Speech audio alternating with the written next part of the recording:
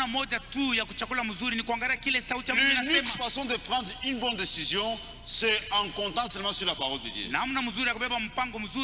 Si moi je décide, je suis déjà en erreur. Mais si je prends une décision d'après la parole de Dieu, je suis dans le pont.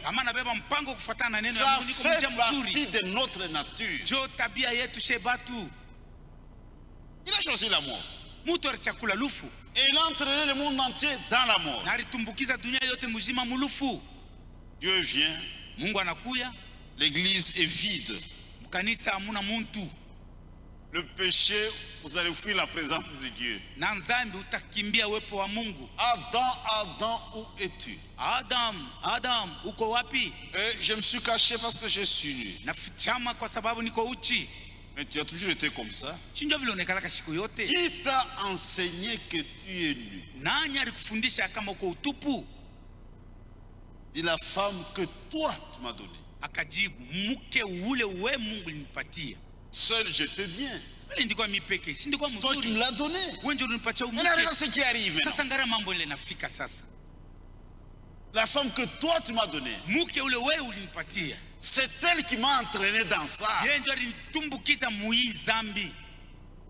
Il voulait mettre ça sur la femme. Dis la femme que toi, elle m'a entraîné. C'est ce que nous faisons dans la plupart des cas. Pasteur, cette femme m'a injurié pendant 6 heures. J'ai dit trop, c'est trop. Parfois c'est la seule qui parle. Parce que c'est elle qui m'a abîmé. Des insultes, des coups. Tu ne seras pas justifié pour autant devant Dieu. Nous apprenons cette chose. Si le mari est dans sa folie, il ne faut pas le suivre dans sa folie. Garde la parole de Dieu. Sois obéissante jusqu'à la mort. Serait-ce que vous comprenez? Cette justification ne tiendra pas debout devant Dieu. Pasteur, le mari m'a injurié de 20h à 6h du matin. J'ai lâché.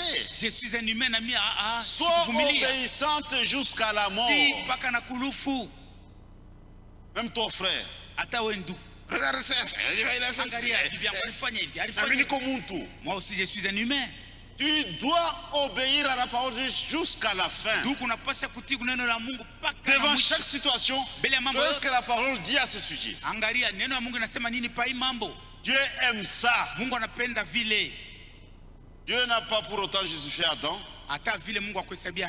Il pardonne-moi. En tout cas, je me suis trompé. C'est la femme qui t'a entraîné. Dieu dit, mais pourquoi tu as écouté la voix de la femme? Il ne fallait pas écouter la voix de la femme. Dans les affaires de Dieu, je n'obéis qu'à Dieu. Nous sommes seulement obéissants à Dieu. C'est pourquoi même le pasteur conduit l'église d'après la parole de Dieu. Vous n'êtes pas obligé d'obéir à mes paroles. Mais quand je prends sa parole de Dieu, là Dieu est engagé. L'homme Kazadi. Vous êtes à la parole de Dieu. Quand je vous montre ce que Dieu a dit, ça c'est Dieu. Ce n'est pas moi. Quand vous refusez, vous aurez affaire à Dieu, pas à Kazadi.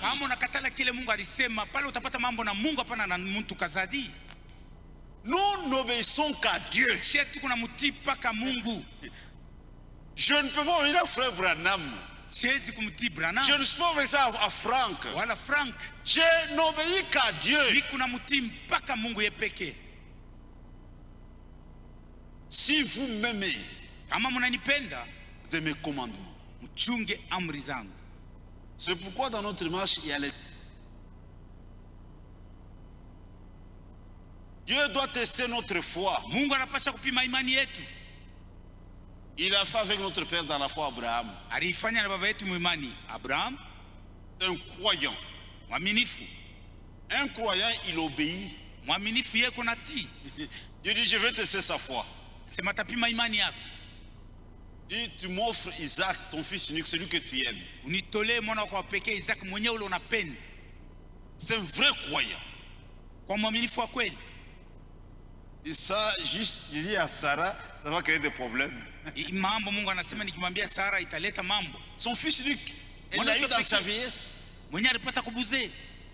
Et la parole était adressée à Abraham. Neno limwelekea Abraham. Ashwite sasa ngara Sarah, prie beaucoup pour moi. Il n'a pas appelé Sarah, uniombee sana. J'ai une grande preuve, uniombee kabisa. Mungu wako ananijaribu, priez beaucoup pour moi. C'est un vrai croyant. Alikuwa mwaminifu wa kweli. Et tu veux Isaac? Unapenda Isaac? Ça va. Nikutolee mzuri. Il a arrangé les choses. Alitengeneza vitu. Il dit à Sarah, akamwambia Sara, nous allons adorer avec le jeune homme. Na huyu kijana pamoja tunaenda kuabudu. Et nous allons revenir. Na kisha tutarudia. C'est un prophète. Alikuwa nabii. Peut-être il ne comprend ce qu'il disait. Sasa zingine alikuwa anaelewa mambo alikuwa anasema. Il prend quelques travailleurs. Akabeba kwa wafanyakazi. Ils arrivent quelque part. Akafika fasi moja. Mais vous restez ici maintenant. Akamwambia wafanyakazi, moi et le jeune homme, mimi na huyu kijana, nous allons adorer. Tunaenda kuabudu. Ils sont à deux. Sasa beko pale bawili. Il papa. C'est baba. Je vois le bois. Naona kuni. Mais où est l'animal? Sasa nyama eko. Notre Dieu s'appelle Jehovah Jireh. C'est Mungu wetu ni Jehovah Jireh. Quand nous serons sur place, wakati tutafika pafashi, il donnera quelque chose. Yeye mwenyewe atajitayarisha. C'était un prophète, il ne comprenait pas ce qu'il disait. Alikuwa nabii, alikuwa anaelewa mambo alikuwa anasema. Il arrange l'autel. Akatengeneza madhabahu. Quand il a fini, kisha kumaliza, il disait, quand on venait, tu m'as posé la question. Isaac wakati ulikuwa unaniuliza le sacrifice, mambo ya sadaka, le sacrifice c'est toi. Sadaka ni wewe. Dieu m'a réclamé. Mungu alinilomba. Il dit oui. Ndio. Il monte sur l'autel. Akapanda pa madhabahu. Akukwe makati m'envie de discussion. De discussion. Non, papa, comment ça? Papa, sacrifice humain. Dieu a dit ça. C'est ni Mungu Dieu alisema. Et quand il a pris le couteau, il était tout à fait sérieux. Il ne jouait pas une comédie. Wakati alibeba kisu ndio amtwange, hakuwa anafanya michezo. Quand il voulait égorger l'enfant, dit arrête. Mungu akasema simamisha. Maintenant je vois que tu me crains. Sasa naona kama Abraham kunaniogopa. La foi plus les œuvres. Imani na matendo. Les œuvres de la foi, pas les œuvres de la loi, de la foi. Il y a des œuvres de la foi. Quand quelqu'un croit, il pose des œuvres. Wakati mtu anaamini eko nafanya matendo. La foi, c'est Dieu qui voit ça dans le cœur. Imani ni Mungu anaiona ndani ya moyo. Nous voyons les œuvres. Shie batu tunaona matendo. Quand tu commets adultère, je comprends que tu n'es pas obéissant. Wakati unafanya busharati naelewa ya kama hauna mtiifu. Même toi, juste quand tu fais ça, hata wewe wakati unafanya tu n'es pas obéissant. Hauna mtiifu. Même toi, jeune homme, hata wewe kijana, quand tu fais, tu n'es pas obéissant. Wakati unafanya vya vile hauna mtiifu. Dans notre bouche, on ne doit pas y trouver le mensonge. Quand tu mens, tu es désobéissant. Tu dois dire la vérité même si la chose est déjà contre toi-même. C'est ça l'obéissance. Dis toujours la vérité. L'obéissance. Si vous m'aimez, gardez mes commandements. C'est l'unique façon de prouver à Dieu qu'on l'aime. Ce n'est pas chanter des cantiques ou bien prêcher. C'est l'obéissance. On doit être obéissant. Notre bien-aimé frère Franck, dans son livre Mariage pour l'ancien, nous n'avons que 2 paires de souliers. Il n'y en a pas 3. Et chaque paire a 2 souliers. La première paire, vous avez la foi et l'obéissance. Quand quelqu'un porte la foi d'un côté, de l'autre, il a l'obéissance. La deuxième paire, vous avez l'incrédulité et la désobéissance. C'est comme ça que ça se porte dans la foi. On ne peut pas trouver quelqu'un avoir la foi et la désobéissance. Ça n'existe pas. Ou parfois vous croisez un païen, vous lui parlez de Dieu. À ce moment-là, je respecte la parole. Un incrédule qui est obéissant à la parole de Dieu. C'est du jamais vu. Ou un croyant désobéissant. Ça, on a mis nini. Tu crois quoi? C'est de l'imagination. Ce n'est pas la véritable foi. La foi et l'obéissance vont ensemble. Kama mtu anaamini vya kweli, il a la foi et l'obéissance, il obéit. Abraham est appelé le père de croyants. Dieu a parlé à Abraham. Abraham a obéi. Quitte ton père, ta mère et ta patrie. Va vers le lieu que je te montrerai. Il sera, on déménage.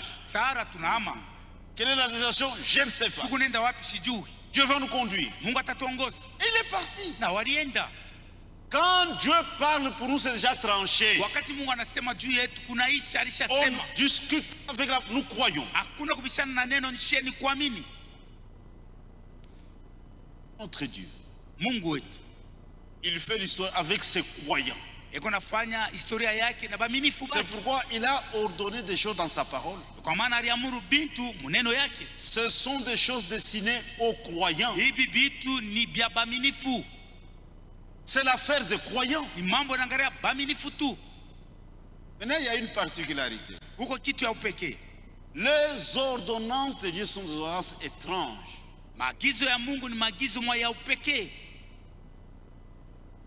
On n'est pas habitué à ça. Ça nous intrigue. Ça nous étonne. L'homme n'est pas habitué à ça. Dans Ésaïe 55, il dit mes voix ne sont pas vos voix. Et mes pensées ne sont pas vos pensées. Mes voix et mes pensées sont au-dessus de vos voix et de vos pensées. Pour nous les croyants, la meilleure pensée c'est la pensée de Dieu. Si nous avons un problème, une difficulté, même un mariage, si nous voulons nous marier, la meilleure pensée pour le mariage, c'est que Dieu a pensé pour nous. Si nous avons une difficulté, la meilleure solution, c'est la solution que Dieu a proposée. Et si ton ennemi a faim, vous devez vous venger, non. Donne-lui à manger. Et nous n'aimons pas ça. Un ennemi, il faut l'achever. Nourrir un ennemi. Non. Mais c'est la meilleure pensée. Dieu a tracé une voie pour le mariage. Comment nous devons nous marier? C'est la meilleure voie. Mais on n'est pas habitué à ça.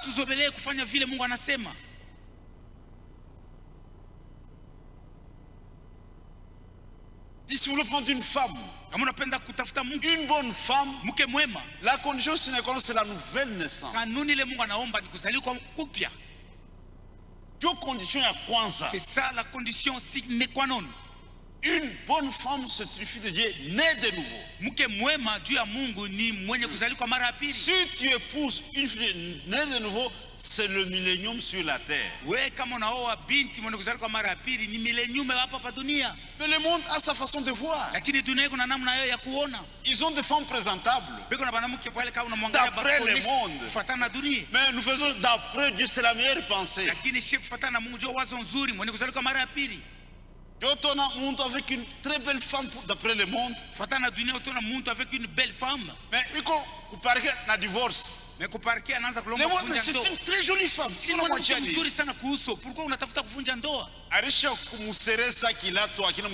Cette femme-là serait ça mais quand vous faites des choses d'après Dieu, vous avez mon raison. C'est pourquoi ce sont des ordonnances étranges. Les gens ne sont pas habitués à ça. Ils ont tendance à corriger ça. Et ils tombent dans l'incrédulité. Mais si vous m'aimez, gardez mes commandements. Même le plus petit commandement de Dieu pour nous, ça compte. Dans le monde, il y a un principe qui veut la paix prépare la guerre. Et nous sommes dans une véritable jungle. C'est la loi du plus fort. Regardez ce que Poutine fait. C'est l'homme le plus puissant.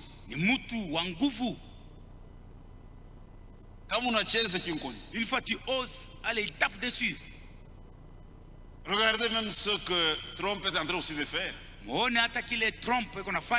Et je vais rendre la grandeur à l'Amérique. C'est la jungle, la loi du plus fort. Il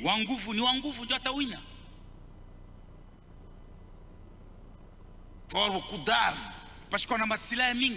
Mais une petite nation avec beaucoup d'armes, sur les armes nucléaires, regardez le président nord-coréen.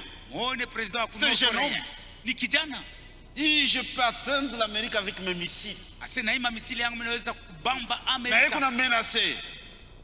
Trump dit je vais raser. Je peux aussi atteindre l'Amérique. Mais quand Dieu a envoyé Moïse pour libérer Israël,